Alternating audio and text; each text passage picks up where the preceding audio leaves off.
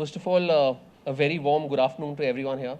I must admit, it's an absolute honor for me to be in the company of not just some of the best research scientists in India, but arguably the entire globe.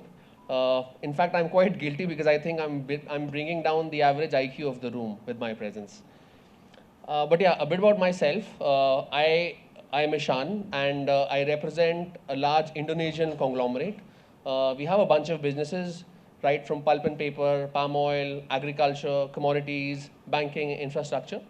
But more relevant to the audience here, we have done quite a few deep tech or science investments globally. We're investors in PsiQuantum, which is a large photonic-based quantum computing firm. We're investors in High Robotics, which again does warehouse automation sorting. Investors in Lambda Labs, which is a neo cloud, which runs inference workloads for firms like OpenAI and Anthropic, and a bunch of other deep tech firms. But more relevant for the discussion here is obviously deep tech is the theme of the day. Before I start, and on my opinion on India, I want all of us to think about some key deep tech events that have occurred in the last 2.5 years. On the extreme left, we'll start with SpaceX. And I'm sure many of you would remember what happened in 2024, where SpaceX not just launched a rocket into satellite, but was also able to recapture it using the chopstick approach, which proves to us that in the long run, we could have a day where the cost of space launches can potentially come down by 50x, 100x. And just like many of us potentially traveled from Delhi to Bangalore today or from Mumbai to Bangalore, we could have days 15, 20 years from now where our vacations could be to Mars and to other planets. I'm sure some of you may have also heard of the work China did with the Toku reactors, where what the media described as their ability to bring the sun to the earth, where they were able to hold a plasma reaction for 16 to 17 minutes. Now, what this means is if this kind of a fusion reaction is scaled even further, we could potentially have a day 10, 15 years from now where energy becomes as ubiquitous as oxygen is. And we can think of the downstream consequences of that. We also saw what DeepSeek did, where a model trained on $5 million, again, that number is debatable, but it wiped off $1 trillion of US market cap. And not to mention London, US, and their work with AlphaFold, where for the first time, we were able to solve or model the protein folding problem. And the consequences of that is that in the next 10, 15 years, we could potentially analyze the impact of drugs on different kinds of RNAs, DNAs, cure most kinds of cancers, and potentially have a way towards immortality. Now, one key question that comes to our mind, as Indians, as investors, is while all of this was happening, where was India? We are a nation that takes a lot of pride in having some of the best talent in the world. We've got the best IITs, the best IIMs, arguably some of the best institutes in the world, right? Some of the best research scientists in the world, which we just heard a while back, right? Even some of the advancements in science that I spoke of in the last slide, many of them were done by organizations which are headed by Indians, right? So where is the missing link? And more importantly, how do we think of India's role going forward? I want to take a step back and look at different events globally in terms of platform shifts, in terms of different macroeconomic events in the world, wherever wherever there were high hopes from India, that India would leverage the advantage of its high-tech talent. Now, it started with 1991 when the USSR split, and the world suddenly realized India's going to open up its market to the global world. But yes, there were some advancements made, but probably not to the extent the world anticipated. When the world hit the internet revolution, it was assumed that India, with its very large population, would create significant science breakthroughs, but we didn't hear too much. Similar patterns returned. Yes, there was a trajectory towards improvement, but in 2008 or 2016 revolutions of smartphone as well as software, we didn't see significant breakthrough. So the question sometimes many of us ask is, in case we missed the last four waves, all right, are we now potentially a little bit behind the rest of the world when the world is arguably witnessing one of the biggest transformational moments humanity has seen, which is AI? To understand this further, I thought, okay, let's possibly look at the history of deep tech evolution in every country that has done well. If you look at global patents filed, I compared India, and again, it's a very broad average, which files 50 to 80,000 patents a year. China does about 1.5 million to 1.8. The US is 300K, 400K. And I also looked at Israel and Taiwan, which for their population are punching way above their weight in terms of number of patents per person. Interestingly, US's journey, the inflection point was 1958, where the US started DARPA. And DARPA was started in response to the Soviet Union launching Sputnik in 1957. And the US believed that if it doesn't act fast enough, it could potentially go into geographical irrelevance because China was catching up really well. And incidentally, it was this DARPA that led to the foundation of what all of us use as the modern internet, the GPS that we all use to come to work today, and also autonomous driving. China's journey was even more interesting. In 1978, Premier Deng Xiaoping said that he's going to open up the country to more manufacturing, to the rest of the world. But in 1986, four Chinese researchers wrote to Deng Xiaoping saying that if we don't act fast enough on lasers, on space, on IT, on semiconductors, then slowly China is going to be replaced by the US, by Europe, and the rest of the world, and we're going to be irrelevant. That's where China started in 1986 with the top-down policy that said, hey, we're going to have a state control over the industrial, the policies, the government is going to be the biggest buyer, and that's going to drive the nation, the vision of the nation. Israel in 1960s, 70s, 80s, of course, was facing war with some of its neighbors. It already had some very high quality R&D programs. They had the 8200 program where the top 1% of the talent would help the military. But the inflection point was 1993 with the YOSMA program, where the nation realized that it's not just R&D, not just science that helps a nation grow, but you also need to marry that with long-term capital. And the YOSMA program said that, hey, let's find the 10 best VCs in the country. Let's give them a lot of money. Let's not expect DPI early enough. And the world has now seen what Israel has achieved with alumni from the 8200 programs like the Palo Alto networks, like Wiz, which are world-class companies. And similar was Taiwan, where Morris Chang was hired in 1986, where they kind of broke what was perceived to be the semiconductor supply chain and said, Taiwan is not going to compete with its competitors who are the designers, but we will focus more on high precision semiconductor manufacturing, and that's where TSMC was born. Now, the very interesting trend, and I want to carry this on what this means for India, is that none of these nations that excelled in deep science, they did this out of a desire to make profits or to have a commercial benefit. A large proportion of this drive was actually factored in because the nation believed either they are staring at a military defeat, or they are staring at economic irrelevance, or they are staring at potentially a geographical isolation. When you look back at the data, we try to analyze that what are the key factors that actually lead a nation towards this inflection point, as you call it in deep tech, right? Now, some of the factors we identified, of course, high-class talent, high-grade universities, the ability of a domestic market and demand, founder density and having a high quality of entrepreneurs, and most importantly, having risk capital available, having the government as a strategic buyer, and having a large manufacturing base. Now, I want to go back to India's journey in the last 25 years and look at what were the key elements that we had at different points and where do we stand now, right? So interestingly, India opened up in 1991, as we discussed. Now, although we had aspirations, but the problem was at that point of time, neither did we have that entrepreneurial mindset.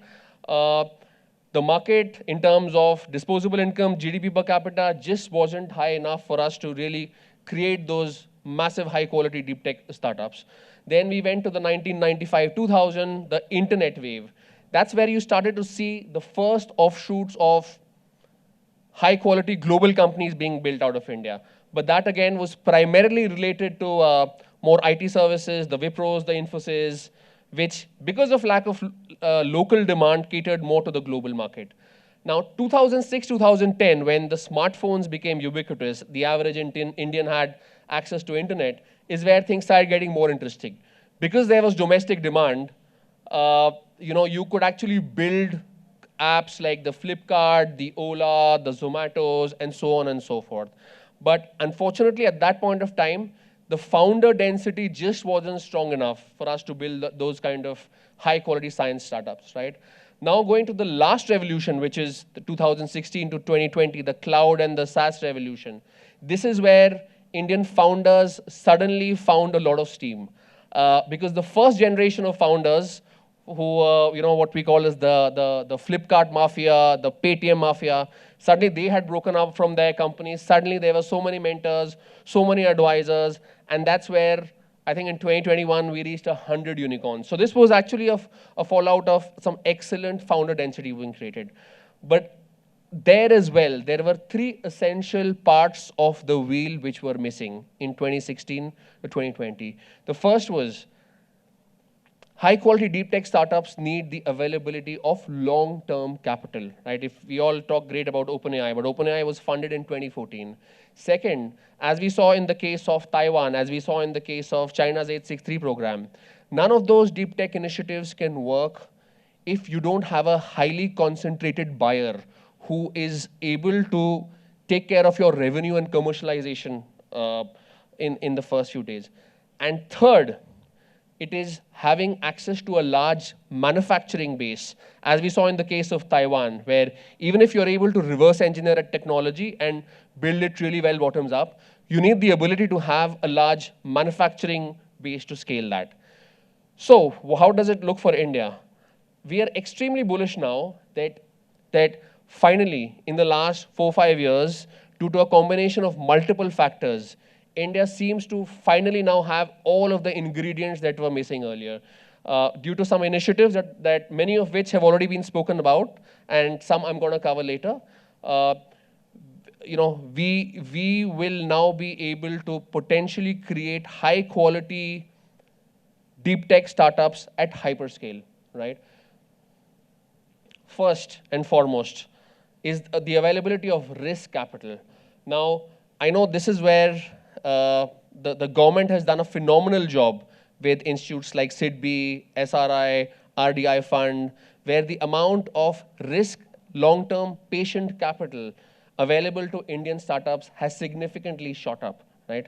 The other part of the capital is, I see an extremely vibrant deep tech VC ecosystem available in India. And my friends like Manoj from Seafund, I think they've been doing an excellent job in being able to identify high quality, deep tech, deep science startup really early. So I was looking at some statistics, and the proportion of deep tech funding as a pie of entire VC has actually gone up to 15-16% from 4%, which was 10 years back, right? Incidentally, China is at 40% right now of total funding. The second is government as a customer, right? We saw multiple examples of how the evolution was because the government told the startups, don't worry about commercialization, don't worry about revenue, we're gonna fund you, right? We feel we are seeing massive offshoots of the government helping early stage startups, helping early stage space companies, semiconductor companies, biotech companies, energy companies, giving them access to early contracts. So the founder is more focused purely on solving deep technical problems, deep science problems, and is not worried about commercialization, right? Third, as we saw the case with Taiwan, even if you're able to build a high quality deep tech startup, you still need a good manufacturing base so that once you hit that science market fit or the technology market fit, you can then go broad. And this is where, again, I think the establishment has done a good job where To name some examples, we are one of the pioneers in precision manufacturing of iPhones. 25% of them manufactured from India. We know Tata's been building a fab in India. We know Micron is building memory and HBM in India. So we believe that this potentially completes the missing part of the jigsaw puzzle for India. Now, why is it that LPs like us are extremely excited about India? I spoke some time back about patents and patent density, and I brought out a statistic that India does 70, 80,000 patents a year, China does 1.8 million, Korea does 300K, 400K. But the very, very interesting counterintuitive data in that is, if you look at the rate of increase of patents globally, India by far exceeds the US, China, South Korea, or any of these places. And we feel that a rate of increase of patents is one of the first undercurrents of significant deep tech innovation coming. So that's something very exciting for us. Now, an obvious question is going to be, what is India's unfair advantage? We feel India does an excellent job, probably the best in the world, when it comes to building a technology or a deep science technology bottoms up from the ground, and in being able to break up the cost curve of that, so you can actually democratize that for a much, much larger audience. Whether you look at Geo, what it did with 5G prices, whether you look at India's space mission, and we were very lucky to have a very good session some time back, where ISRO actually spent 1/10 of the cost of a similar NASA mission. And we've seen similar offshoots, similar examples with India's domination in the vaccine industry as well, right? The second unfair advantage for India is that India is arguably the largest test bed for any high-quality deep tech innovation to come. India has internet users, about 1 billion odd internet users, 750 million smartphone users.